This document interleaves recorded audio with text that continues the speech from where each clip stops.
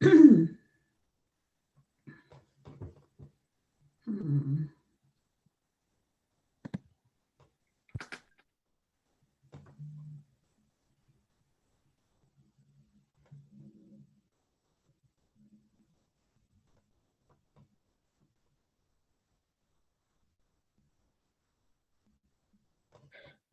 gather you probably got in on the big rains a couple of days ago.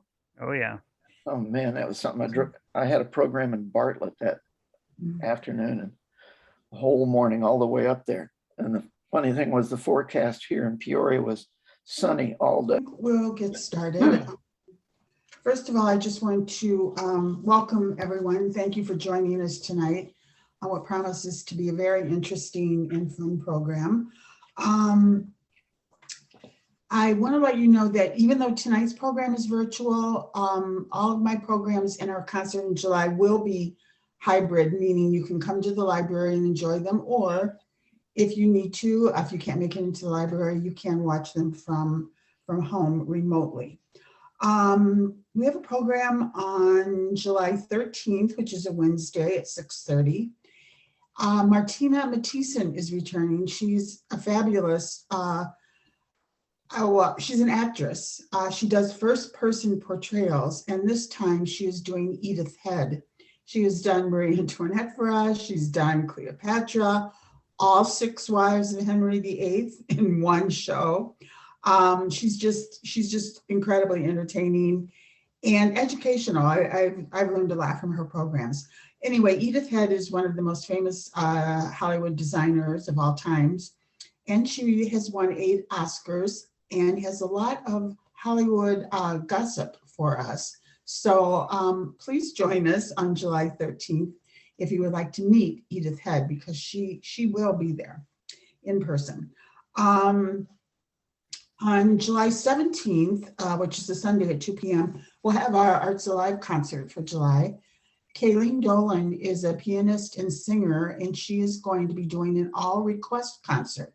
So you come armed with your favorite tunes. She says she knows 2,000 songs, and I hope we don't stump her too much, but we can call out the songs we want, or you can send them in when you register online. We can compile some. And if you're watching remotely from home, you can put them in chat, and we'll do that too. Anyway, I think that will be a lot of fun. We had her one other time, and she does know a lot of songs. Then we have some programs later in July. I won't get into too much detail now because they're so far off. One is on climate change, which is very important, a very important topic right now. And Michelle Nichols, who's from the Adler Planetarium and is really knows her stuff. She is going to be the speaker on that. So that's later in the month. And also we have a program on corn. Now, before you start scoffing, the description is going to be very interesting, and I'll give you more details on that as time gets closer. Okay, so for tonight's program, we have Mayhem in the national parks or in the Rockies, wherever. John Lynn is our speaker, and he's quite a traveler and adventurer. He actually has done the 600-mile bicycle trip.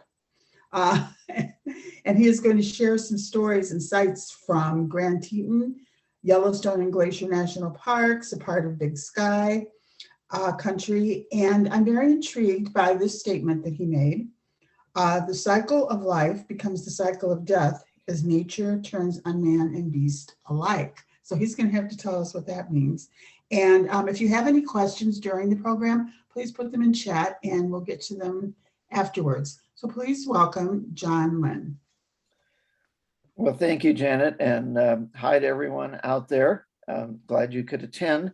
Well, in the course of the program, you'll figure out the mayhem part. It's just for fun. People really aren't dying throughout the course of the program, but I guess they could if things went wrong. I have a lot to say in the course of this show, so I want to go ahead and get started. And if you have questions that come up along the way, put those in the chat box, if you will. We'll answer those afterwards. But I have done a lot of hiking, biking, and canoeing trips around the country and in Britain. Usually I stick to historic routes, but I have to admit, sometimes I just draw up a trip that looks like, hey, that would be neat. That covers a lot of ground. And that was the case with this trip through the Tetons, Yellowstone, and Glacier National Parks. And I have to admit again that some of those are the best trips that you just kind of create it and go with it. And it's not a historic route like a Lewis and Clark route, those kind of things, but in its own way, this was a great trip, and we'll get this thing started. Just a little preliminary, I guess I didn't get the idea completely out of the blue. This was, I know it's going to sound like a long time ago, 2008. It was a weird summer because at the end of it, I still had some money left over. And I was looking around about going out west because I hadn't been out that way since 2006. I'd been canoeing out there and in Montana, wanted a reason to go back. And I found a website out there about a charity bicycle ride, and described here. The trip was inspired by an annual 400-mile park-to-park charity bicycle ride from the east gate of Glacier National Park to the north gate of Yellowstone National Park the first week of every September. Well, I'm always thinking I can improve on things. So I took that idea and ran with it, but I made my own changes to it. It was a charity ride. You had to drum up sponsors and so forth. And it was going to take a lot of time and probably cost me more than if I just went out alone. So I decided, let's just go solo and do it on my own. I made it a 600-mile trip to make it park to park to park, to include the Grand Tetons. And rather than just biking from and to the park gates, hey, let's go through the parks. That's what the parks are for. I also kind of like the idea of biking south to north rather than north to south. For picture taking, if you bike, if you have an option and you can go south to north, you've generally got the sun at your back when you're taking pictures, and the other way, you're always kind of looking into the sun. The other thing, instead of biking in September, I had August to do it. So that's what I did. Those are the changes I made. And I'll show you the route briefly. I know these are not great maps. They're just pulled off of Google Maps in 3 different sections here. Down at point A at the bottom, you'll see Jackson, Wyoming. And that is where I would begin the trip. Head from there right up into the Tetons. There's a kind of a no man's land in between. It's called the John D. Rockefeller Memorial Parkway. So that's public lands too. Then you get into Yellowstone, and my route would take me past Yellowstone Lake and out the north gate. And it's up in this area where the severe flooding was. So if you're headed out that way, you want to check on the roads and what's open. But you'll see in the program what is on this particular route up to Gardner, Montana, which is at the north gate. So let's pull up the next map. And from Gardner, now that's down at point A. I bicycle Route 89 all the way through a favorite town, Livingston, that, well, you'll see in the course of the program, White Sulphur Springs, to the big city of Great Falls on the Missouri River, and on up to a little town that actually doesn't show on this map. Valier is a town nearby. The actual town that I would be going to is Depouiller, which is I think it's a French corruption of a native word meaning fat of the land. In other words, there are a lot of buffalo around there at one time. Then from Depouiller on through Browning, that's the kind of the capital city, the Blackfeet Nation, and on to the east gate of Glacier National Park, then the going to the Sun Road and through Logan Pass, and I'd conclude the trip at West Glacier. So there's the route, and I hope you memorize that because we haven't got time to go back. We'll just go see it. We'll move forward, starting at Jackson, Wyoming. It seemed like a good place to start, right in the middle of town, nice little town park. You've got the little gate of elk antlers there. And I had rented a car and driven out, slept in the car a couple of nights, and then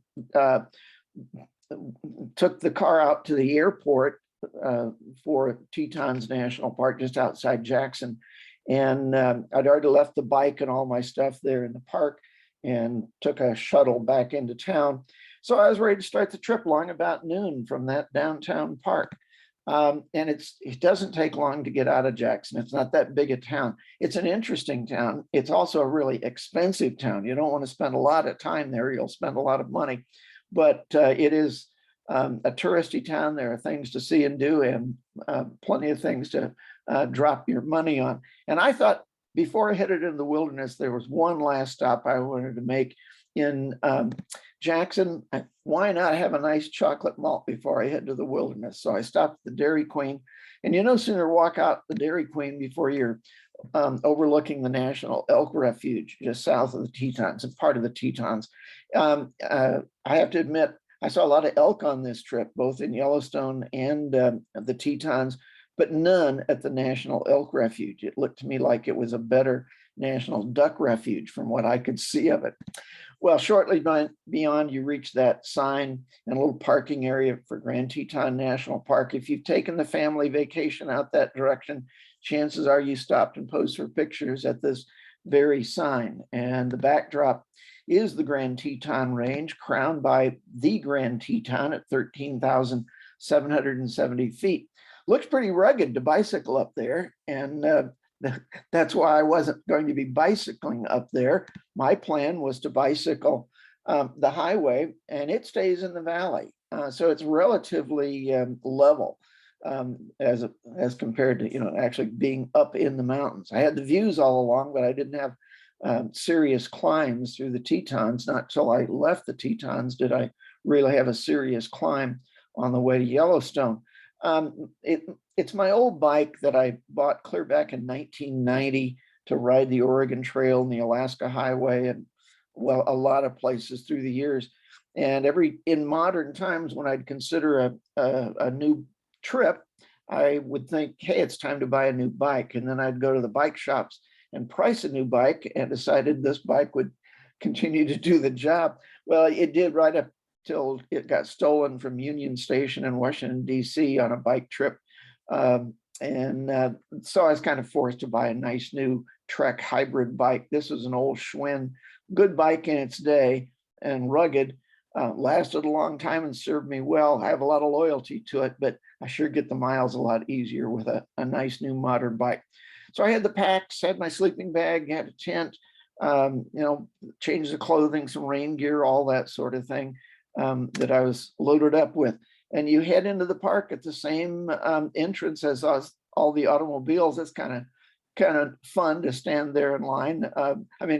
You're kind of a curiosity piece to everybody else that is watching this guy in a bicycle while everyone else is in a car. But it's a pretty cheap trip for a bicyclist through there. It's the getting out there, the expensive part. You'll notice there's a little bit of a shoulder there in the Tetons to ride. So you're not going to be struck by every car that comes through. But the good thing is, at about that time, they were starting to build an actual bike path. And it is completed now, and it's a paved bike path, so you don't have to bike on the park roads at all. And I could have ridden this path as it was under construction, but looked like there were an awful lot of rocks in the path at that time. So I'm glad they removed the rocks, paved it, and that's the way you'd want to go through the Tetons now on a bicycle. My first day, I planned a very short day. I don't like to just wear myself out. On the first day, you're really enthused and you really want to charge ahead. And the smart thing is to plan a half day. And the way you make it a half day is you don't start till noon. So you can only go so far. And that's a good way to save your legs and kind of gradually get into whatever the trip is, whether it's paddling or hiking or whatever. Start easy and work your way into it. And I planned from the start to stay at Jenny Lake. It's a beautiful lake with the Teton Range in the background. There's a campground there, excellent campsites. There's also a tourist boat that'll take you out on the lake and to some hiking trails where there are waterfalls on the other side. And it just made a very nice evening after an easy, I don't know, it was 25 miles or so of biking that first day. I timed this to be there for a particular reason on that date. And I don't quite have the camera equipment to make it work, but trust me, that's a full moon. It was a full moon on Jenny Lake. So the way it was, park admission $12, camping fees $6, full moon over Jenny Lake, priceless. Yeah, what, just really great. So the next morning, it was really cold. In fact, that night at Jenny Lake was the coldest night of the whole trip. It was almost down to freezing because of the elevation. But it would never be quite that cold the rest of the trip. So that wasn't really a problem. So that was the night of August 16th, and now the 17th. And the way this thing worked is sort of like a fishing trip to Minnesota with the temperatures. In the morning, it's cold. I put on everything I had. And as the day would warm up, you start peeling layers away. And by mid-afternoon, it's shorts and t-shirts and, really nice weather. But it starts cold and ends cold. And you kind of have to be prepared for that. And yeah, I am the star of this show, as a matter of fact. I'm too modest to really talk about what a star I am. This is the real star of the Grand Tetons National Park. It's this view that you see from varying angles your whole time while you're there. It's Jackson Lake in the foreground and the Teton Range in the background, and it is a stupendous view when you have weather as I had it. Clear air, not much humidity, great for picture taking. And you ride along the lake the whole time, looking at those mountains. And if you can't get a good picture or two coming out of the Tetons on days like that, well, just leave the camera at home because, well, I guess you need to learn how to take pictures because they're there just waiting for you. Now, this is the second day out on the bicycle, and about noon, I reached a developed area in the park there. Coulter Bay, there's a lodge, there's a grocery store, I think a gas station. There are also showers and all available. Well, I mentioned that I'd slept in the car 2 days driving out, and the third day of the trip was ended at Jenny Lake. This was the fourth day. That meant 3.5 days without a shower. So it was about time to be looking for a shower. And they had the showers there along with a laundrette, needed both. Well, I was in the cheap mode, and that's really the only way I get all these things done is to do everything the cheap way. And the way to save 50 cents or so was to not get to go to the laundrette and spend money to wash your clothes. I just wore my clothes into the shower, and I paid for the shower and washed out the clothes while I was there. So yeah, it's a cheap route, but it works. And it was a nice sunny day. I just laid my stuff out there to dry and on my way. I'd also, I didn't know there would be these camp stores all along. Every day or so I'd go past one in the national parks. I had bought a bunch of Mountain House freeze-dried type food to carry along. And yeah, I thought I was really going to be in off the beaten path, not off the beaten path, but at least places where there wouldn't be stores. But there were stores, so I didn't need to carry any of that. I could have bought things along the way. As it was, I had to eat twice as much in the opening days to empty out my packs there. That afternoon, I would look back on Jackson Lake and the Teton Range as I would pull out of the park. It is kind of a significant climb coming up. That whole valley is referred to as Jackson Hole. There are several of these places that the early mountain men referred to as holes. There were places that were good for wintering. It didn't have sometimes as much snow. Maybe the temperatures were a little lower, I'm not sure, but that's when people talk about Jackson Hole, that's what they're talking about, that whole valley there. Anyway, a significant climb coming up out of the Tetons through this John D. Rockefeller Jr. Memorial Parkway. I gather the Rockefellers provided a little land along the way. And after making the big climb, it was a big downhill for several miles to reach the Snake River. And I had already decided I was going to camp along the Snake River that night. And I knew that there was a commercial campground close by, Flag Ranch Resort. But when I inquired about the price of a tent site, it was at that time, and this we're talking 2008, it was $22 or $23 just for a single guy in his one-man tent out there in the dirt. And I really didn't want to pay that kind of money just to camp out there in the dirt. So I kind of fished around there. I found a Park Service employee who said, well, there's some free campsites down a gravel road out here that leads you back to the Snake River. Why don't you try that? Well, I did. And every time I got to one of these campsites, there was a big RV there. But about 3 miles along, I finally found what some people were pulling out of a camp area. And I pulled right in with the bike and set up. And I was very fortunate, as other people would tell me, who pulled in right behind me. They said somebody had been camped at this site for most of a week and they wanted it when the people left, but I got it. It's on a little knoll over the Snake, overlooking the Snake River. It's an official campsite. There's a picnic table and a fire pit. There were some pit toilets back the way and another campground or another campsite back there. And some Ohio State grads apparently gather there every couple of years to camp in that area. And they brought along some cold beer. So I thought that was kind of a nice addition to the campsite. This was my view from that campsite the next morning. And I just can't imagine there's a free campsite in America any better than that particular spot along the Snake River. So I was just thrilled with that. And that was a great start to that next morning's ride. Beautiful day again. It was, notice I'm actually looking south here while bicycling north. But notice how well paved the road is. It was just in excellent shape. They had a nice wide shoulder out there for bicyclists and, gorgeous weather, fresh air, scenery everywhere you look. Yeah, good morning. So I reached Yellowstone and didn't seem quite as busy, the South Gate, when I went through there. But as a bicyclist, you get the same kind of a cheaper price than somebody driving a car would.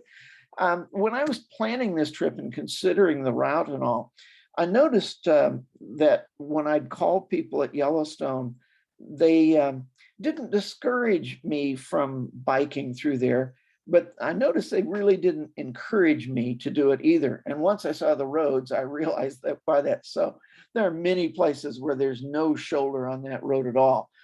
So there's not much room for error if there's traffic in there and a bicycle too. And one of the things I was warned about was the RVs with the big mirror assemblies off to the side that sometimes those will whack bicyclists as they go by.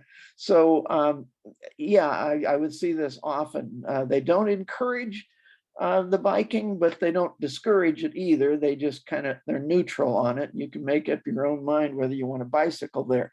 I did have a flat tire along the way. As in keeping with the Mayhem thing, I usually tell audiences that a big rattlesnake bit my tire and deflated it, but I know you're a smarter audience than that. So yeah, I just had a flat tire and had to change it out. Not a big deal, but I'm glad I knew what I was doing enough to change that out and had a spare with me. That whole day from entering the gate into Yellowstone was uphill along the Lewis River. And I presume named for Meriwether Lewis, the explorer. The lake emanates from Lewis Lake, named for the same guy. And it was since I knew it was going to be uphill that whole morning, I didn't plan for a long day. The reason it was uphill, I was crossing Continental Divide at 7,988 feet. And I'm kind of I noticed little technical things. It seems to me that the Continental Divide should be up here, not down here, but that's where the parking area was. So that's where I got the picture. And I did make it a short day. I reached another one of those developed areas. It's Grant's Village, where they have restaurants and a gas station and a lodge and campgrounds. It's named for President Ulysses S. Grant, who did us a couple of favors in the course of his career. As a general, he won the Civil War, which was a good thing to do. And then as president, he was the one who made Yellowstone our very first national park back in 1872. In 1872, you know, this is 7 years after the Civil War, 3 years after the Transcontinental Railroad was completed, and 4 years before the Battle of the Little Bighorn. So the West was still very much the West when people were already recognizing this as a place to sightsee and travel. Well, one of my worries in the course of this was that I knew that as a hiker or a bicyclist, a camper, you're only allowed to camp in designated campgrounds, which are only so often. And I worried, well, what if I get to one of these campgrounds at 5:30 in the evening? It's going to be getting dark soon. I'm tired, and they've got no room at the inn. How do I bicycle another 30 miles to the next official campground? Well, that worry was relieved right away when I got to Grants Village. They assured me that if you're a hiker or a bicyclist, they will always find room for you at the end of the day in one of their campgrounds. And in my case, they had a whole lot of room. I had the entire overflow camping area to myself. That's 600 sites with just me there.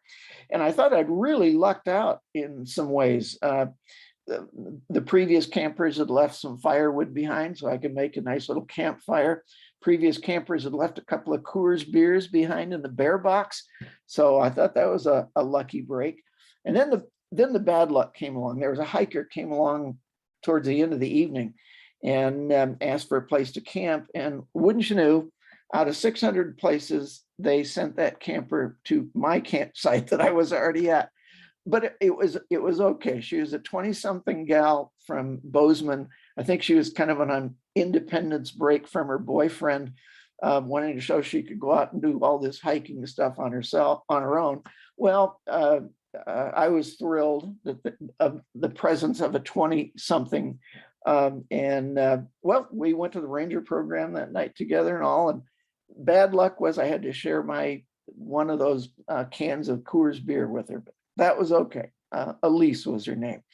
The next morning, Elise continued on her hike, and I was headed north. And it was downhill from Grants Village, just a couple of miles to get to a place called West Thumb, which is on the west thumb of Yellowstone Lake that you can see in the background out there. And that area, West Thumb, is a thermal area. You can see the steam rising up. It's a tourist attraction in its own right, but I was going to use it for a parking area for my bicycle. There's a bigger attraction 17 miles to the west, but it would have required 2 crossings of the Continental Divide to get there and would have been brutal to get there and back on my bicycle. So I decided I'd just park my bicycle there at West Thumb and stick out my thumb and get a ride over to this other attraction, and got a ride very quickly over to Old Faithful Geyser. I'm sure those of you who've been there have fond memories of the experience. It really is part of our American birthright to experience Old Faithful. It's every 75 minutes or so, and when you get there, you'll see a signboard that predicts the next the next time it's going to go. And at first, you won't see a lot of people around there, but as it approaches time, you get thousands of people there. And when I'm off in distant places like that, and I run into somebody from Illinois, it's always kind of fun. There was a family from Aurora that I sat with as we waited for Old Faithful to spout, and it was, for a long time, it was just kind of simmering there, a little steam, and it gets sort of tense as you approach that moment when it's supposed to go, because everybody's thinking the same thing. This has gone on schedule for thousands of years, and today it's not going to do a thing. So you can see the tension relieved when it does go. And yes, it is part of our American birthright to see that. And everybody applauds the geyser. And just like a fireworks show, everybody oohs and ahs at Old Faithful. And yeah, it's a pretty neat thing. You need to take it in and make that family vacation to Yellowstone if you haven't already. Everybody in the family will remember that trip and the things they saw for the rest of their lives. What a great place to go. Well, thought I might have some trouble getting a ride back to West Thumb, but it turns out the same guy who gave me the ride over gave me a ride back to West Thumb. Young guy from Vermont. That's him waving through the sunroof there. That was right before a big pack of chimpanzees came through and ripped off his hand and carried it off into the woods. And they got that problem there. Now, don't worry about it. It's not going to happen to you.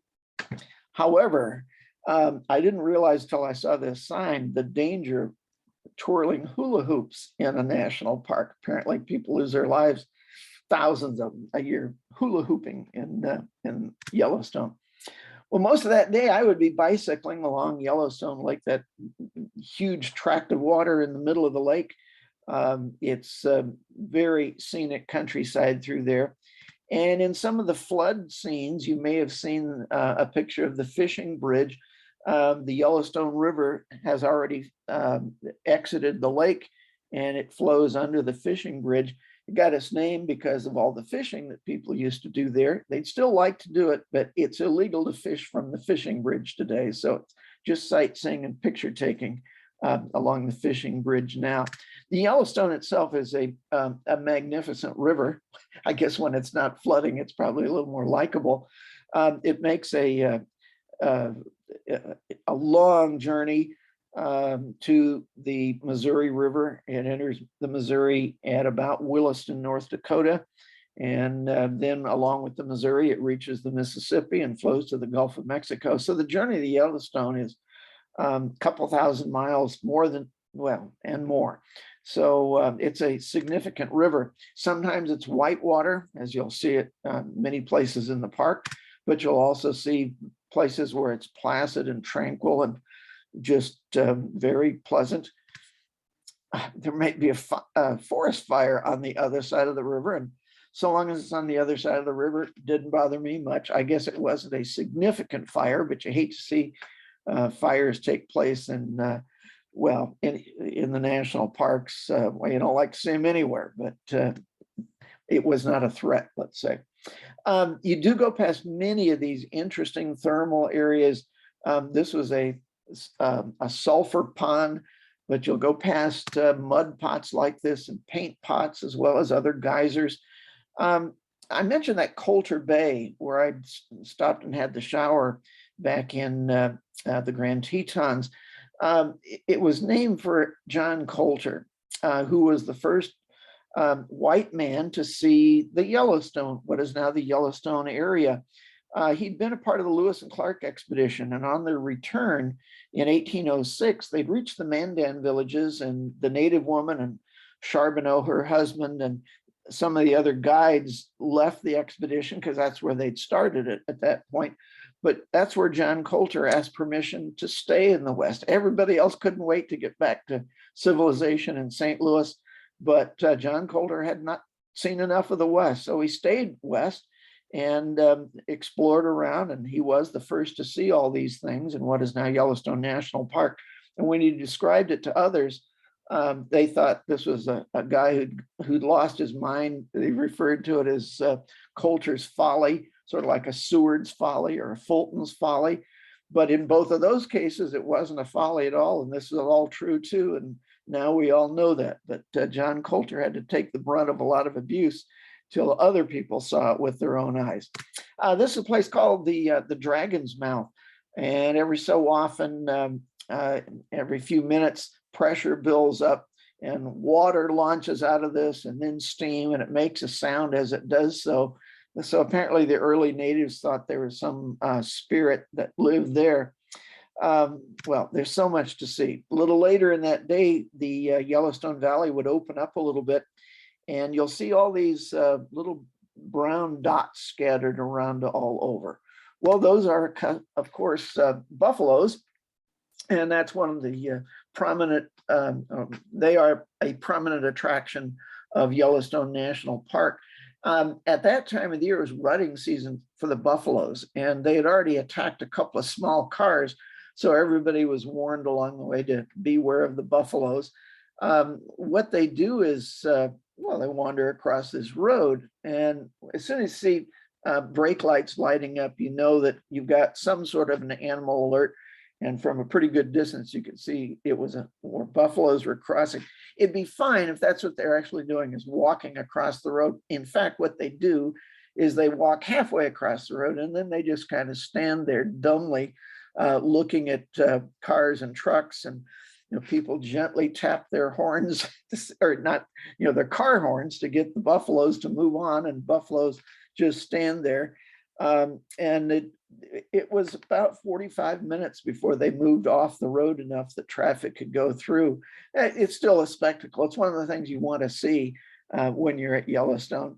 But if you're trying to get anywhere very fast, you're not going to do it with all these animal alerts. Later in the day, the Hayden Valley was widened up more, nice views. There's so many spectacular views. I've been to Yellowstone several times before, but I hadn't been there for about 20 years or maybe 30. And I guess I thought, well, I've been there. I've seen that and done that. And I realized on this bicycle trip what a stupid attitude that is to take. You've never seen Yellowstone. Even if you've been there a dozen times, you're going to see new things every time. And it was, the whole trip was, I'd bicycle a quarter of a mile, look to my left and say, oh man, look at that. And then bicycle another quarter of a mile, look to my right. Oh, look at that. It was, and you could do that year in and year out. If you wanted to spend your holidays there, you'd have a great experience every time. Well, towards the end of that day, I could see that the Yellowstone was losing some elevation there, some minor falls, and then they broke into major falls, the upper falls of the Yellowstone, followed by the lower falls of the Yellowstone. This is a view from a place called Artist Point, and there's a side road that you can drive down, in my case, bicycle down, to see the spectacular view. This was a picture taken in the afternoon, and the picture should really be taken in the morning when you've got the sun at your back. In the afternoons, you're kind of looking into the sun, so you don't quite see all the colors the way you should, but it is a stupendous place. This is a little elevation here in the lower right-hand corner where some tourists like to venture. They're not supposed to. And every once in a while, somebody does fall at Artist Point. And I kind of agree with this guy. Yeah, the scenery is nice, but the screaming is way too loud around there. So we just keep the screamers out of there. I camped that night at Canyon Village. It's another one of those developed campgrounds, and this would be a pretty typical campsite for me in the national parks. You've got a grill and a fire pit, a pad to set your tent on, got a picnic table where you can spread things out. And so it's all very nice, and they provide the meals. I mean, the meals walk right by. There was an elk grazing just a few feet from my tent. So I grabbed a handy 9-iron and beat it to death and made soup for myself. A very tasty elk soup. And the next morning I gnawed on its antlers for breakfast. And those really aren't that good, but I needed breakfast to start the day. You are in animal country of all kinds, and certainly in bear country. And there was an attack while I was on this trip over on the west end of the park. Somebody got attacked at a campground. I don't know the circumstances, but they do get bears into the campgrounds. And if you've got a car, you're supposed to put all your food items, or at least the smelly food items that might attract bears, in the car and lock it up, keep them out of your tent so that they won't come in. Now, if you're on a bicycle, you have a hard time locking things up on your bicycle. But they do provide these bear boxes, these steel boxes that you can put your things like toothpaste or whatever in there and preserve it from the bears overnight. I thought for a little bit about camping in one of the bear boxes, but I think it'd be a little bit warm after a while. So you have to be brave and camp among the bears. Hopefully they won't be there. Here's a guy I met that night. This is the next morning. Turns out he was a guy originally from Shorewood, Illinois. And if anybody remembers, there used to be a restaurant called Alibaba's in Shorewood. It was an institution, so I don't know, maybe 20 years ago. His aunt was a waitress at that restaurant. And I wanted you to be the first to know. Anyway, he's from New York City now, but he does a lot of bike riding. And where I was in the parks there, early part of the trip, I was just doing 30, 35-mile days and found it pretty hilly. He just done a 100-mile day, and he biked right over Beartooth Pass. And I'll mention Beartooth Pass. It is a spectacular drive. It comes into the east entrance of the park, and I'm sure there's construction and so forth. You can't get through it at the present time because of the flooding. But if you remember Charles Curall, he used to do that program On the Road, which was a great program. And somebody asked him, what's the most beautiful drive in America? And he didn't hesitate. He said Beartooth Pass between Red Lodge and Cook City. And I do highly recommend it if you're headed out there. And this year you may be out of luck for a while, but maybe they'll get some at least temporary bridges in or whatever that has been knocked out, so you can enter the park by way of Beartooth Pass. You won't regret it. It's just stupendous, spectacular drive. Another thing I liked about this guy was during that 100 miles the previous day over Beartooth Pass, he carried 2 bottles of beer, and he shared one with me that evening in camp. So that's pretty generous. If it were me, I'd have had both of them myself. Well, that day I'd be in for a little bit of a climb myself on this narrow winding road on the way up to Mount Washburn. It just keeps going up and up and up. Finally, you reach Dunraven Pass, elevation 8,859 feet. That's the highest elevation I'd actually reach on the bicycle that summer. If you want to go a little higher, you can take the side trail up to Mount Washburn to 10,243 feet. At the time in the parking area, I was more interested in the bathroom that was out in the middle of the parking area there. So I made that trip. And then I walked over to the other side to get a view on the other side of Dunraven Pass. And that's when I realized how long a battery for a digital camera will last as far as Dunraven Pass. So I couldn't get a picture from up at the top. It was a 12-mile run downhill from there. So it didn't take long to get to the general store at Tower Fall. And another one of these little tourist stops. There's a restaurant there where I had lunch while I charged the battery and people watch. I do find it fun when you think you're far from home. And even though, so many places in the world are a lot more remote than Yellowstone, but it's far from home. So being a Midwesterner, I always perk up when I'll see somebody wearing a University of Wisconsin sweatshirt or University of Iowa. Certainly if they're wearing something that says they're from Illinois, I'll strike up a conversation with them. It just seems like a fun thing to do when you're away from home like that. Well, I continued my ride that afternoon, and once again, you can see from the road why they don't really encourage the bicycling there. There's just, you get plenty of traffic through there, but very narrow roads in some cases. And of course, it's not like the drivers don't have other things to look at besides the road. They've got all this scenery wherever they look. It's just an amazing place. Can't say much more about that. If you really want to take an active interest in things to do at Yellowstone, there's the Roosevelt Lodge, named for Teddy Roosevelt, who was, of course, big on the West, and they have stagecoach rides there. So you can take an authentic stagecoach ride, X number of times a day that it goes out. And the funny thing is no one has ever survived one of these rides. They're attacked by bandits, by hostile tribes in the area. I think some people just get so scared they commit suicide. I don't know. But hope springs eternal. The next one's ready to roll as soon as they've gotten word of what happened to the last one. And you can't go wrong with the scenery there. Anytime you go past an overlook and you see people craning to get a view, there's another animal alert. So I stopped here and started to walk down there to see what was going on. There were a couple of women coming up the trail, and I asked them, what is everyone looking at? And it sounded like they had a Swedish accent. The gal said, it's a bird. And I said, a bird?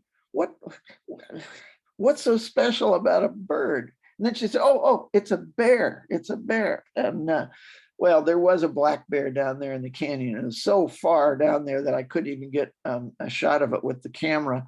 I saw only 2 bears, both black bears, in the course of this trip, one on this day and then a later day up in Glacier National Park. But take my word for it, they're out there. And there's so many of these videos out there on YouTube of stupid park visitors walking up to bears to pet them and that sort of thing. Don't do that. Just let it go at that. Just let it do its thing and stay out of its way. Well, I'd end that day at Mammoth Hot Springs, another one of the big attractions and another bit of a developed area. It's where you'll find the Mammoth restroom, which is apparently particularly dangerous to people in wheelchairs and on buses. So if you're stay away from it. Up on kind of a hilltop, you've got the Mammoth Hot Springs. This is a small portion of it. There's so much variety in Yellowstone, and that's why I lean towards Yellowstone over the Tetons. Tetons are beautiful, but for variety's sake, they're just so much more at Yellowstone. The Mammoth Hot Springs, nice place for family picture taking, not such a good place for swimming and diving. Up there on the hill, you can see the Mammoth Village down in the valley. It's so mammoth. I'll make sure you can see where it is there. There is a hotel there, gas station, restaurants, food store, another developed area, in other words. I camped at the campground nearby, which gives you rights to go to the hotel and take a $3 hot shower, which I thought was a pretty good thing, and pretty good deal, pretty good idea. Kind of like that. Next morning, enter Big Sky Country of Montana, still in the park, and you reach that north gate.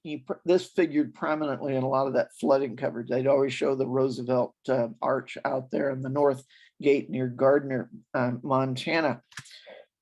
And I have a long association with Gardner, Montana, going way back. It's not a big town, but it is at the north entrance. And of course, it's mainly a tourist town, providing some accommodations and food and so on. But back in 1975, my dad owned an acre along the Yellowstone River at Livingston. He kind of hoped to build a cabin there someday that he'd like to visit for fishing and all in retirement, but it was declared floodplain, so nobody has built on it since, and he sold it a long time ago. But that summer, we had a vacation trailer on that 1 acre along the river, and I stayed there and had some friends from Peoria and a friend from England who came to visit that summer.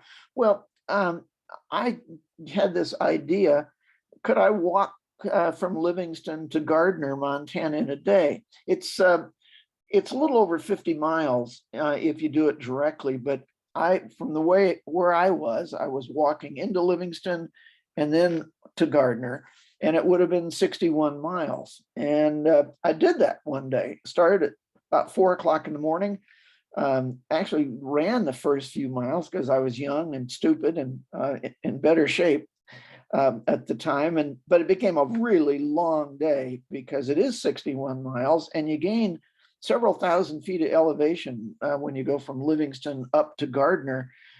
So I didn't get in till about 12:30 or so that evening. And I hadn't even planned, well, where was I going to spend the night? But at a bar where I had supper down the road, I met a guy who was from Gardner, and he said, well, if you get there, I'll leave my sleeping bag out on the porch and you can sleep out there on the porch, whatever time you get in. And I found his address after walking to the Roosevelt Arch there, and it was up one more hill, which I really didn't need. But yeah, I did that 61 miles in a day, and I was crippled for the next 3 days, but it was well worth it. Kind of thing you do when you're 25 years old or whatever I was at the time. This time I would be going the other direction, and it would be downhill the entire day. So much better than walking uphill from Livingston, headed to Livingston. Nice downhill run from the elevations of Yellowstone down to the Paradise Valley and all. There was a little bit of a storm coming in, so I was trying to beat the raindrops to a place called Pine Creek. Apparently there was also a danger from cattle. This particular one was not going to harm anyone. Somebody had shot it right in the shoulder. So not such a dangerous cow there. The big drops hadn't yet started to fall when I reached Pine Creek. It was just kind of a drizzle at that point, and I ducked into the Pine Creek Lodge to have lunch and grilled cheese sandwich. This lodge goes clear back. I knew it as a kid, and it is, well, what's left of it is still a pretty neat place. The unfortunate thing is about, I don't know, 6 or 8 years ago, there was a fire in that area and everything, all the trees were burned, and that so the lodge wasn't such an appealing place with all the little cabins out there, and the guy who owned it sold it, and I think somebody else has opened it again, but it's going to take a long time before it's the attractive little place that it was as recently as just 10 years ago or so. Well, the rain stopped once I was finished with my lunch, just kind of wet roads leading to this little place down here where the Yellowstone River flows through, and that's where you'll find Livingston, Montana, the last crossing of the Yellowstone, and then entered Livingston. So my dad had this association with Montana. He loved it, and I kind of acquired that taste along the way. And Livingston was the place that he was attracted to, and so that was a place that I knew the best. Up until, say, 40 or 50 years ago, it was the quintessential Montana ranching town. But something has happened to the neighborhood since then. A lot of California money, a lot of New York money, a lot of Hollywood money. Ted Turner bought thousands of acres around there, and that has changed the character of the town. The Food Channel had a show on Livingston a few years back, and they said that at one time there were 21 or 22 bars in this little town of Livingston, Montana. Today, there are 22 or 23 art galleries. So I'm thinking this has become yuppieized, and it's lost the old character of Livingston. If you know where to look for it, you can still find some of old Livingston. The Mint Bar is one that's been there for a long, long time. And if you saw the movie A River Runs Through It, I think it starred, Robert Redford, was he in it, or did he just direct it? Anyway, Brad Pitt was in it and all. The bar scene, the fight, was filmed there at the Mint.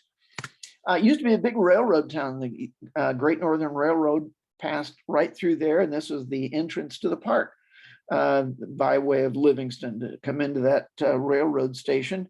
Now it's a museum and a couple of institutions, one that's exactly the way it has always been, and the other one has changed.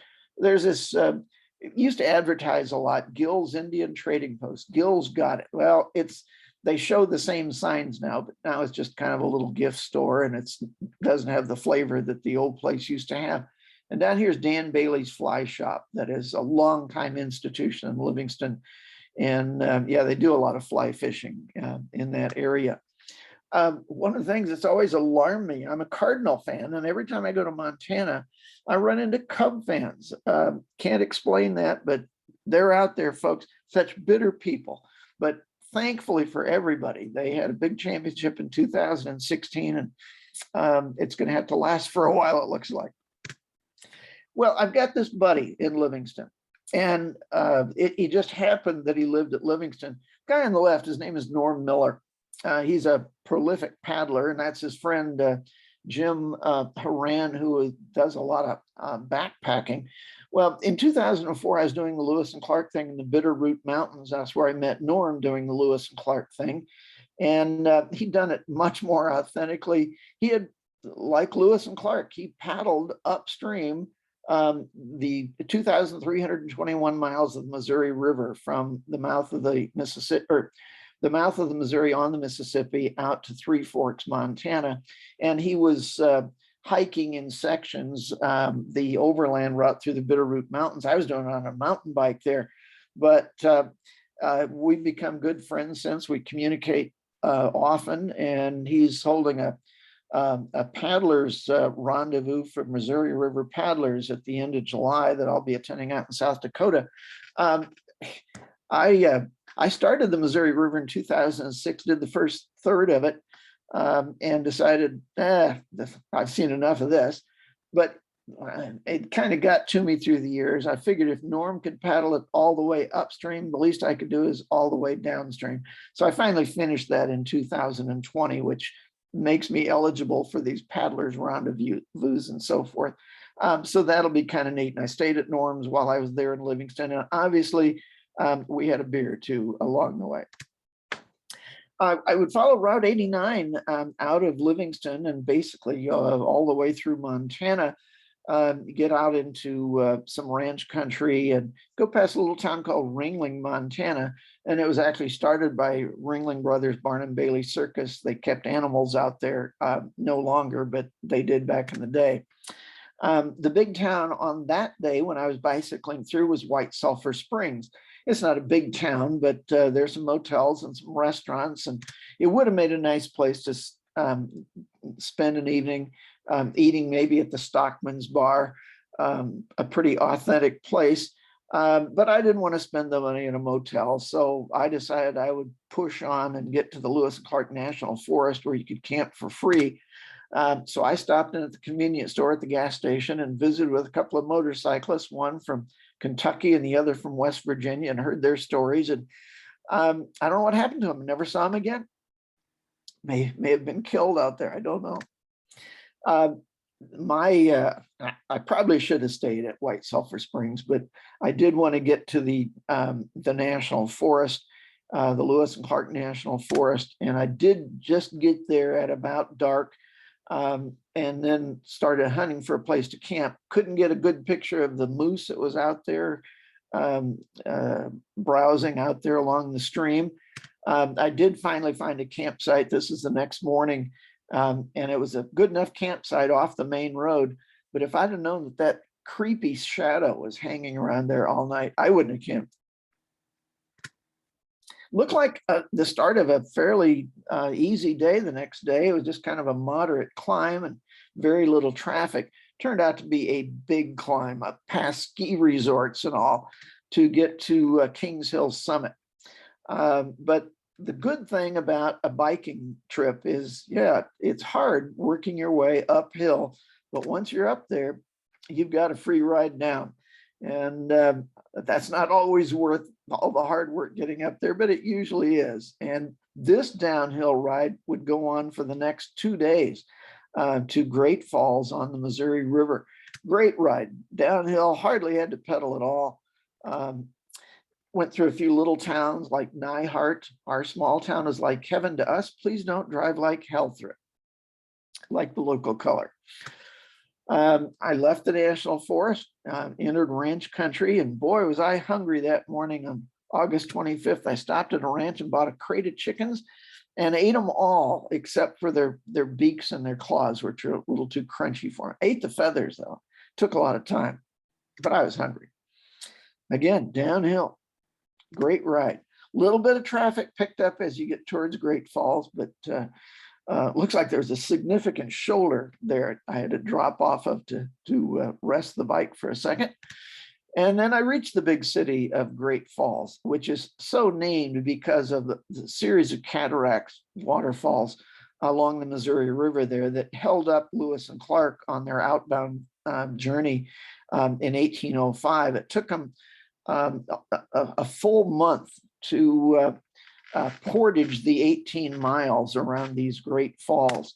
And you get reminded of that by historical marker as you enter Great Falls. It says, to avoid the waterfalls along the Missouri River north of this point, the expedition, I can't read it because I've got a sidebar over here, but you can read it. They had to pack up all their stuff and towed it, the baggage and all, crossing the highway right here.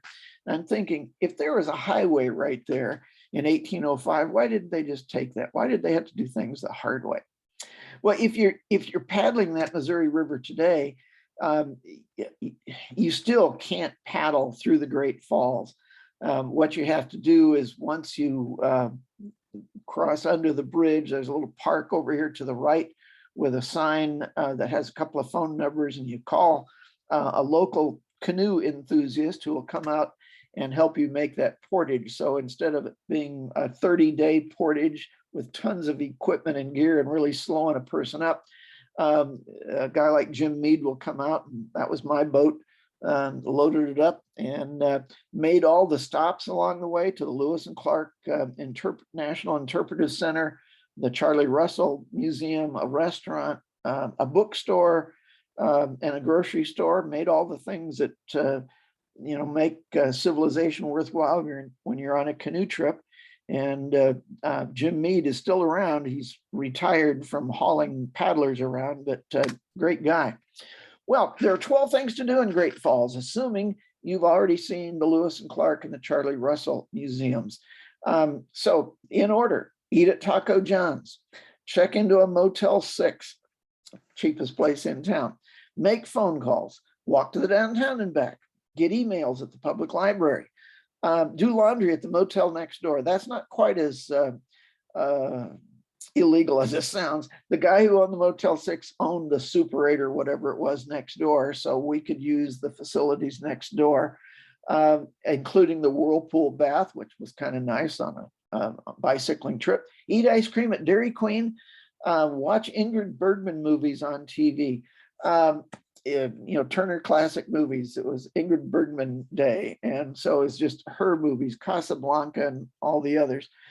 Sleep, shower, and shave, and then pay $72 for what really should have been about a $42 room. But I guess the accommodations are sparse, so you take what you can get and pay the price you have to, and then you leave. Nothing against Great Falls. It's just that's all the time I had to do anything. The next morning, it was pretty windy, 10 or 15 mile per hour winds in the morning, headwinds that I was hitting. And I was kind of glad at lunch to get out of the wind a little bit. I made a big turn. I was at an angle to the wind, and I was making a turn directly to the west into that wind, which were then up to 20 miles per hour that afternoon. So at that turn, I stopped in at Bob and Ethel's Ramble Inn for a little lunch. And I discovered that in Montana, unless they advertise food, they haven't got it. They've got beer, other drinks, and the best you're going to do for food is bar snacks. So sometimes it was kind of disappointing to go in and have a bag of peanuts for lunch and a Diet Coke and move on. But it was nice to get out of the wind at Bob and Ethel's.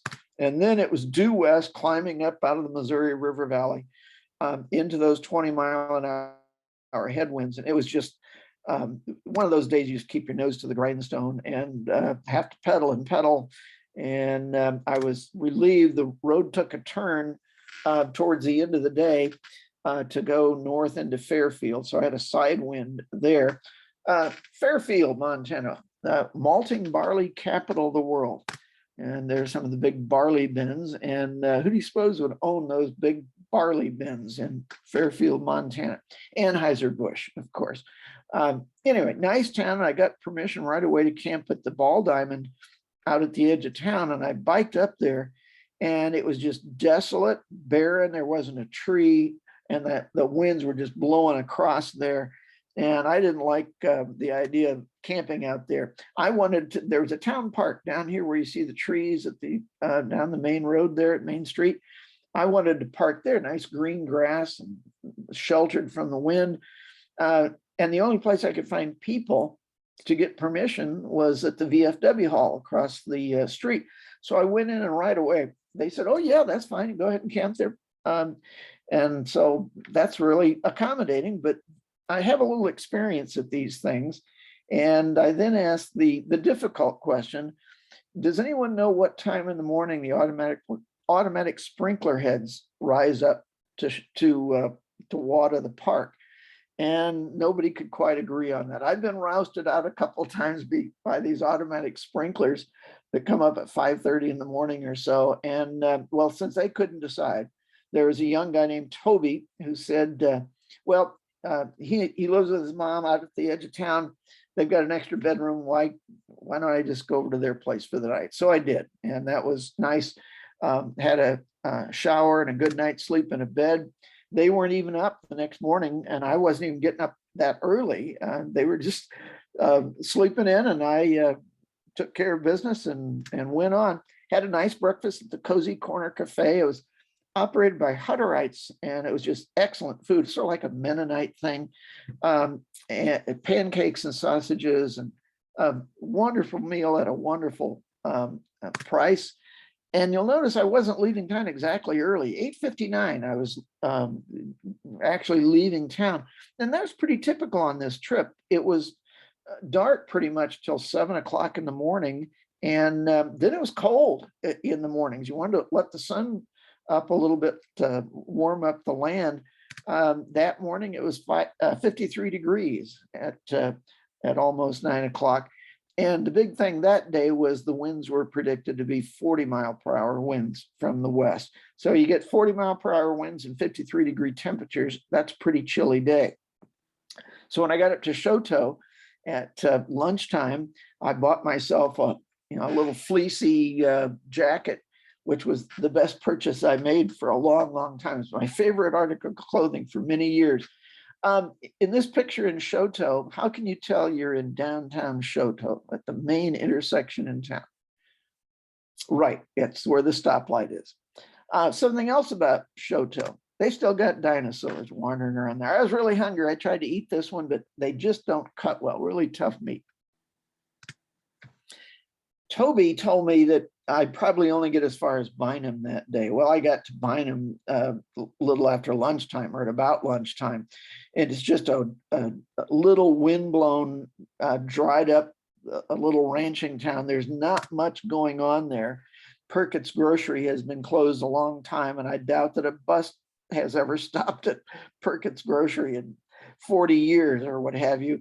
The one business that was operating was JD's Wildlife Sanctuary, which is the bar in town. And you'll notice it says, "Welcome bikers."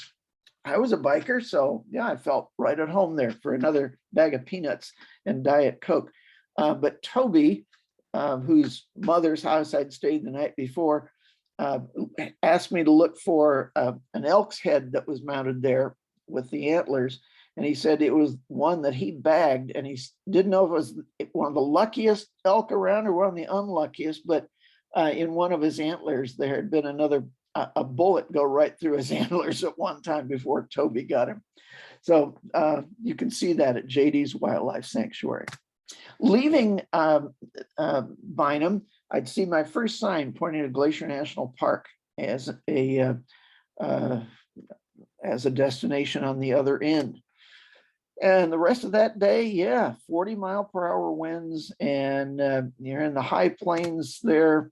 There's some strange animals they have there in Montana. I saw them all around. Don't know what they were, but I heard they were tasty. But I had my hands full with the winds out there.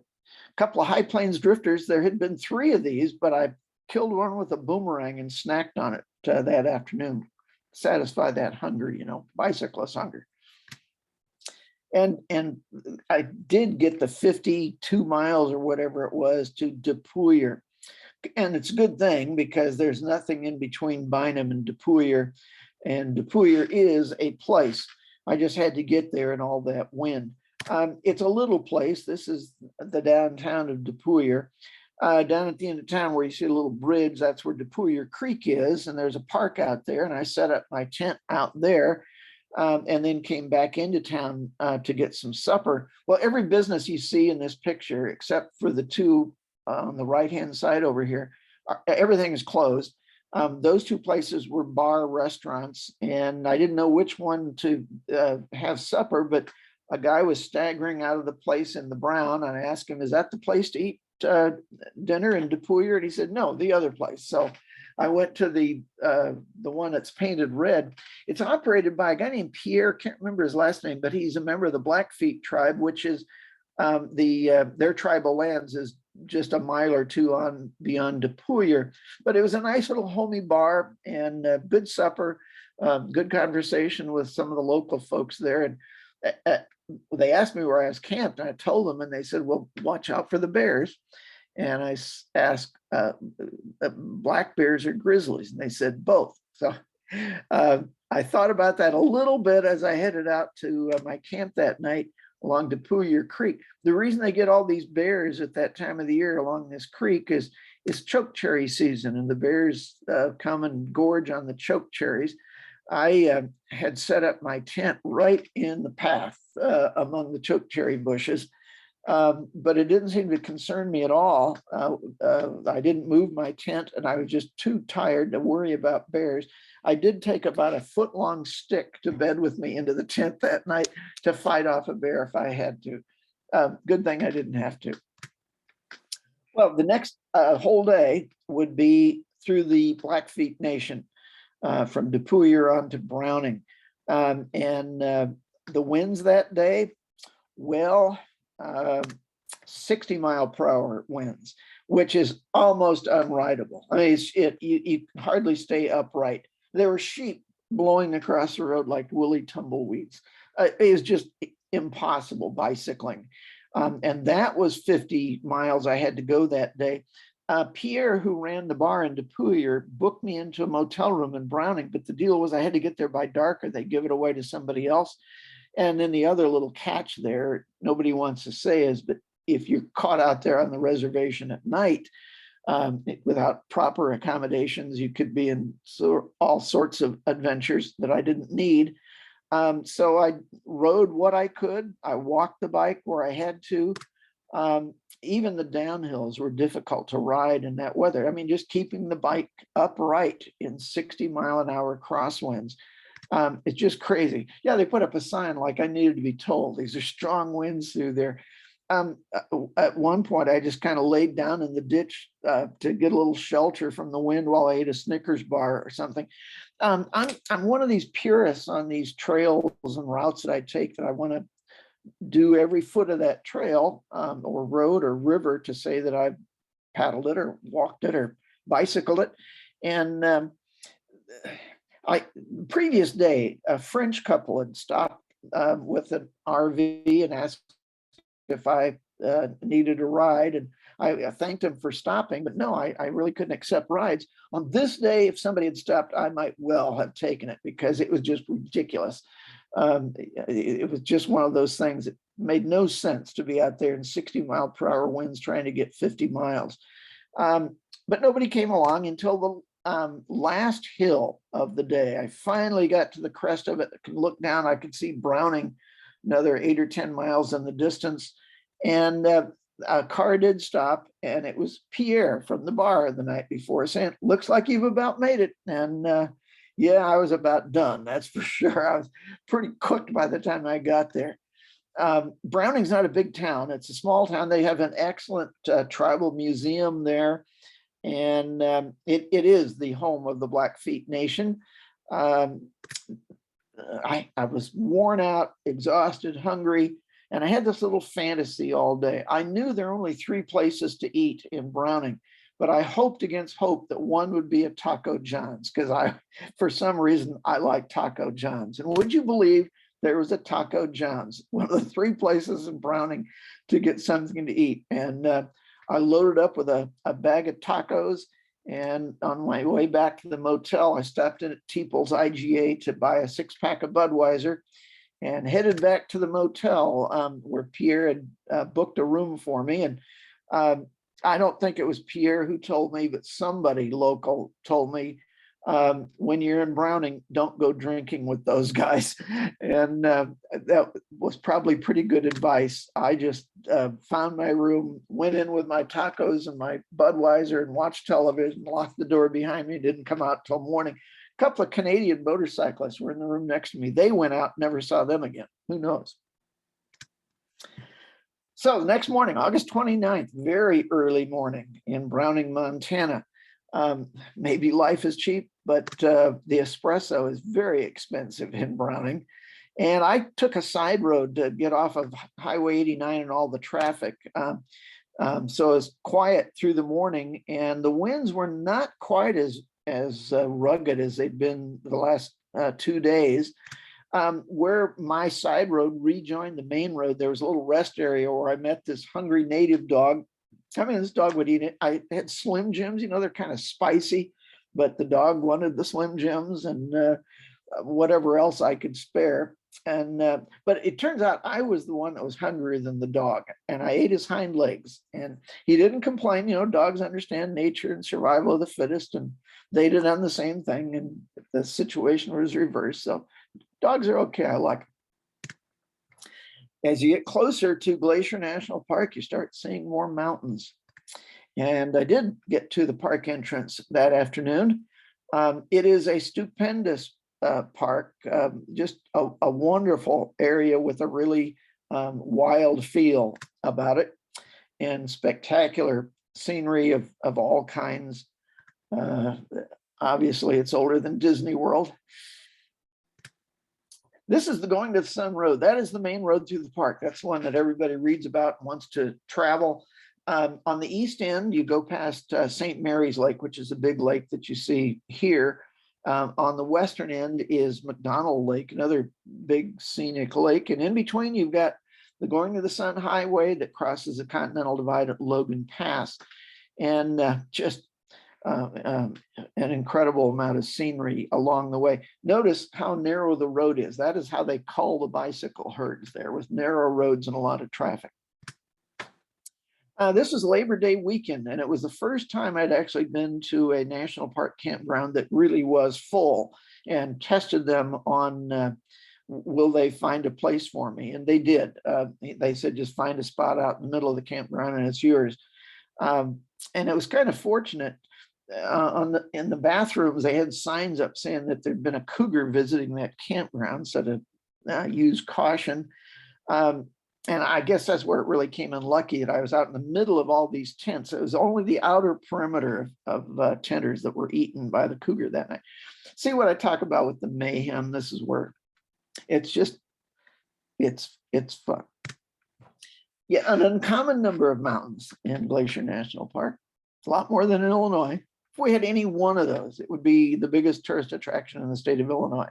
There, it's just one more.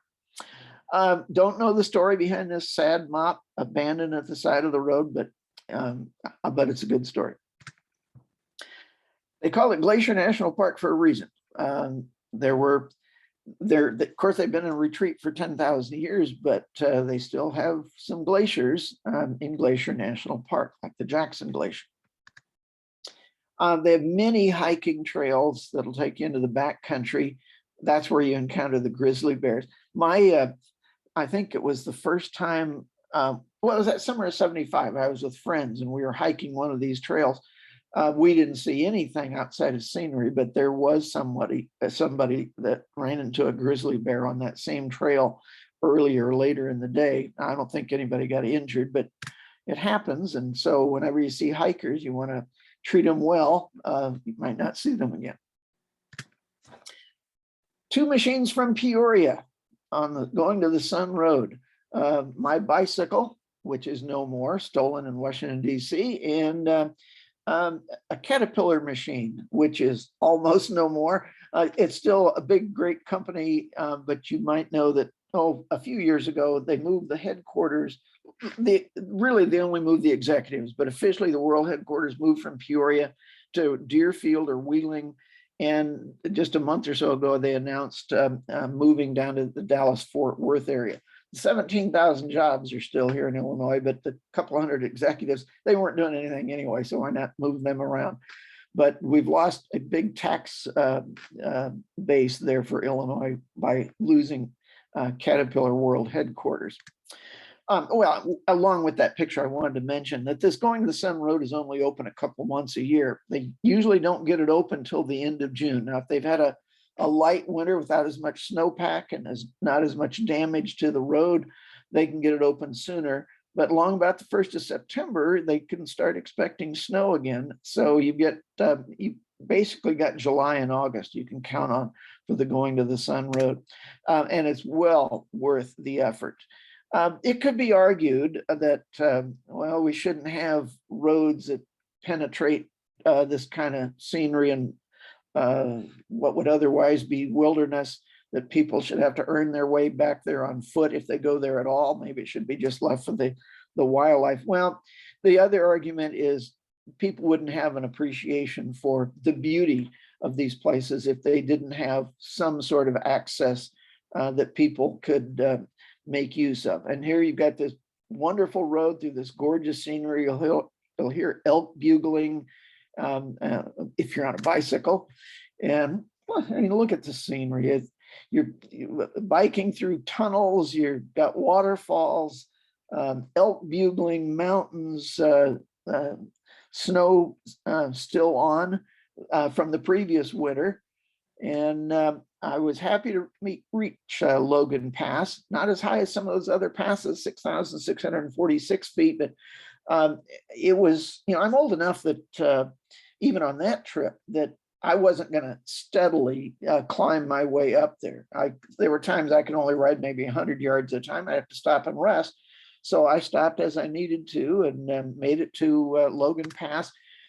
Used to be a huge visitor center with food and so forth. Now it's just it's a nature center, visitor center.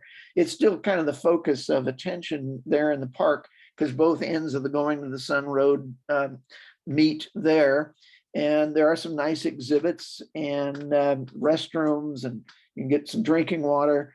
Also, a lot of trails emanate from Logan Pass. Most of the people who take these trails aren't as prepared as they probably should be, and that's why there's still so much cannibalism that takes place in the park.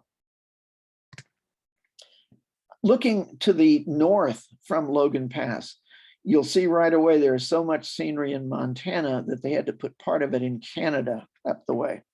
And it's just stupendous scenery. And I was able to see it the best way you could on a bicycle in the next 12 miles downhill, that whole 12 miles. It was just a great run and I could really enjoy the scenery. They do discourage people driving through the Going to the Sun Road. Everybody wants to do it. And you'll still see a lot of cars out there, but there are a couple of alternatives that they really push. One, if you wanted a guided tour, you can take the old red park buses. In Yellowstone, they're yellow. In Glacier, they're red because that was one of the colors of the Great Northern Railway that opened up this area. So that's a guided tour. Then they've got these little shuttle vans that run from each end of the park to Logan Pass. And they stop at wherever you want to stop. If you want to get out and hike at one of these, one of the trails, you can get off at that trail and pick up a van later in the day. They come through pretty often. And that was a good way to work my bicycle thing. I didn't want to be carrying the heavy packs on the bike as I went uphill. So I left those at the campground and I would take the van up to where I'd left off the previous day. And then at the end of the day, I could take the van back, get my packs and carry them forward back to my bicycle. That just made things a little bit easier. There's still, as I said, quite a bit of traffic along there, but they do try to cut down the numbers some by giving you some alternatives. I tried to break up the monotony by riding on this concrete railing there for a while. That was interesting. And just amazing scenery. This is Bird Woman Falls. And you probably know who the Bird Woman was. That was, we're all taught Sacagawea in the schools, the Native woman that traveled with Lewis and Clark. She was a Shoshone, but she was raised by the Hidatsa tribe. And a few years ago when I was bicycling across North Dakota, I got a ride with a member of the Hidatsa tribe, and he set me straight on that right away. It's Sakakawea, and it does mean bird woman in their language. And Shoshone or any other native language, it doesn't mean anything, but it's Hidatsa name. I saw one other bicyclist. His name was Dexter. He was biking from Portland, Oregon to Portland, Maine, and I doubt that he got there because this is already late in the year, and he was getting a pretty late start. I also noticed he was violating the park rules.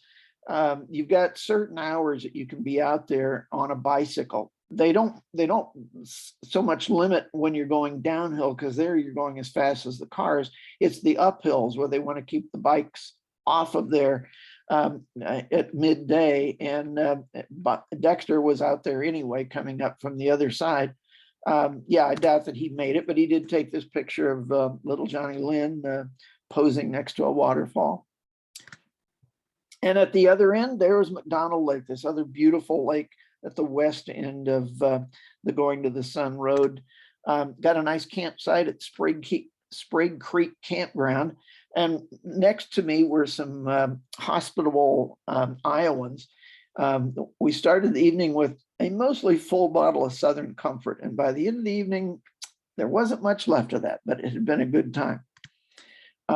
Beautiful lake. Went out, took a walk around, not all the way around part of it that evening. And then it suddenly got dark. And for about 8 hours, man and beast alike were frightened. What is this unnatural darkness? Well, it turned out it was night, and sun came up the next morning and everything was okay.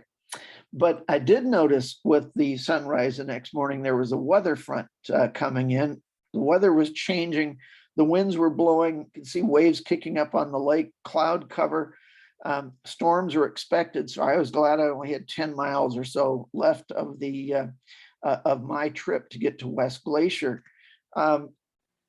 So I made that ride by about 9:30, and I needed to find a place to stop this trip. And since I'm a law-abiding guy, I saw this stop sign down there. So I went down there and stopped. But that's not quite the end of this cycle of death. There was one more little detail, and it was one of the trickiest things that I had to work out before I started this trip. I've rented a one-way rental to go out there to Jackson, Wyoming. Well, at the airport about 35 miles from here, I guess it's called Glacier Airport, I'm not sure. I had to name the time and the date that I would pick up a car there to go back. And I just kind of threw out the name or the time. How about noon on August 31st? And well, here I was at the end of the bike ride at 9:30, and I parked the bike at the post office and stuck out my thumb, and I got a ride almost right away to the airport. So I picked up my 12 o'clock rental at 11 o'clock after all that in between, and drove back through to pick up my bicycle. And as I was driving back through, this was the weather at noon on August 31st that day. Snow, sleet, freezing rain. And I may have gotten over Logan Pass the last day I could have gotten over it that year. But remember that park to park charity ride? It starts, well, the very next day. Good luck to all those charity riders. And I think I made a pretty good decision to do this on my own rather than waiting for their trip to start on September 1st in the snows of Glacier National Park. Anyway, I had a blast on this trip, and I'm glad you were able to attend this evening and see some of the things I saw in Grand Teton National Park. Do see it if you haven't been there. Definitely make it to Yellowstone. If there are areas this summer maybe you can't get to the rest of it. Enjoy what you can while you can. And Glacier National Park is an absolute joy of scenery and just nature's beauty all around you. And I also enjoyed the big sky country of Montana. There's a certain flavor of that place that's very special. So I hope you enjoyed the program, and if you have some questions or comments, put them in the chat box and we'll address those. And in the meantime, I see myself and I see Janet, and we will, looks like there are a couple of questions, but I think they've been there a while, but we can answer those. And if we have other comments or questions that come up, we'll do that. I think it's just that comment we had at the very beginning asking or if this program would be recorded and where they could watch it. Oh, okay. Anyone have any other questions for John? Well, you gave us so much great information, and the photographs were just amazing. It's just gorgeous. Well, you can't go wrong with the photographs. I mean, you get scenery like that. If you get any decent weather at all, you're going to come back with some good pictures, and it's all iconic stuff from those parks, and great place to be. So your next trip is the canoeing one you were talking about? That one's available. I guess I just lost my picture up there, right? We can see you. Oh, okay. All right. Well, that's a scary part of it. You can see that. Yeah, I did finish that Missouri River in 2020. So yeah, that program is ready. And I also have an even newer program, the best bicycle trails in Illinois and surrounding states. So those are a couple of new ones that I don't think I've presented Dead People of Illinois. That's a cemetery show. That's a pretty good one. Cemetery show here in Illinois cemeteries. So those are the three newest that are out there. But it is the Missouri River. It is the major expedition, 2,321 miles, and all of it in the path of the Lewis and Clark route and the Norm Miller route and the John Lynn route, as it turns out. So we do have a question okay. From Karen Gill. She said she was sleeping at Bear Dunes National Park in Michigan over the weekend. And you have a lifetime pass to enter the national parks. Are bicycle riders free? At the time, I don't think I was old enough for that lifetime pass. I mean, whatever it is, the golden pass or whatever they call it for retirees, I think you probably have to be 62 or 60. I'm not sure. And I wasn't that old yet in 2008, but you do get a cheaper price. You pay, I don't know what the latest is, but something like 30 or 40 bucks to take a car through Yellowstone. And I guess that's included in the park admission. Maybe there's more on top of that. But as a bicyclist, you're excluded from a lot of that. So it's pretty cheap. It was in 2015 that I did buy that pass. And it was a great deal. I was at the Fort Clatsop in Oregon, where Lewis and Clark wintered in 1805-06. And the admission to that place alone was something like $12. But the guy said, well, if you buy this pass, it's only $10 and it'll get you into every national park for free. And so that's what I carry. Now I think they sell that for something like $100, but it's still a good deal if you're wanting to travel to national parks. You get admission right in, and that saves a big chunk, especially if you're an old enough person like I am. Well, Karen entered here that it's for 62 years old and up, and it's now $80. There you go.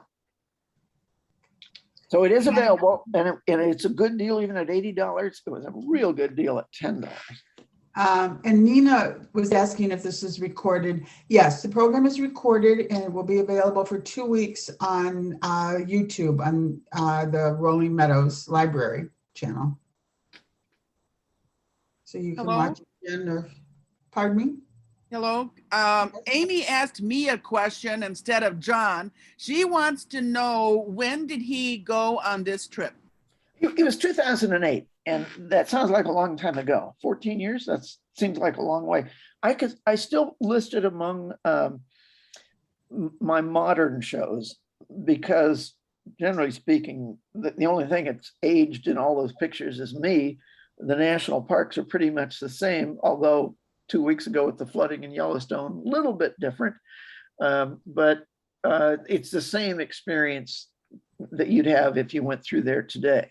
And so I consider it still a modern show, even though all the rest of them are, that's probably the oldest of the modern shows. I guess that's the way to phrase it. But 2008 is when I made that trip. And it was an unusual summer. I'd done my traveling earlier in the summer, and usually I have nothing. I'm running on fumes money-wise at the end of a summer because of these trips. But that year I had some left over, and it was enough to buy a digital camera and to go out and take this trip. And I'm sure glad I did. It was. Well, I'm sure the scenery hasn't changed. Right, since for sure. 2008. It's all pretty much the same, except now we just have to hope they get the bridges and roads repaired from the flooding soon. Yeah, so anyone headed out that way this summer, you'll want to check where there is construction and where you can get through and get to where you can and enjoy what you can. It's a wonderful area. And we're all under the sword of Damocles with Yellowstone. You probably read that it's a caldera that could it blows up every 600,000 years or something like that, and it's due again. So if that ever happens, that will be a world cataclysmic event. Yeah, it'll just destroy the whole western half of the United States. Oh, that's encouraging. Yeah, well, I'm east of the Mississippi, so let it happen. We're good. We're good to go. Any other questions, anyone? Well, this was very enjoyable and very informative, and I've took some notes, and like I said, my daughter's going out there this summer, so I'll be sharing with her. Yeah, do, and enjoy the recording, those who want to tune in for that. And I think that's a great way for libraries to go, to record these things and spread the cost of it over, a week or two seems to make good sense to me. Right. People who missed it can have Yeah. a chance to see it later, or if you want to see it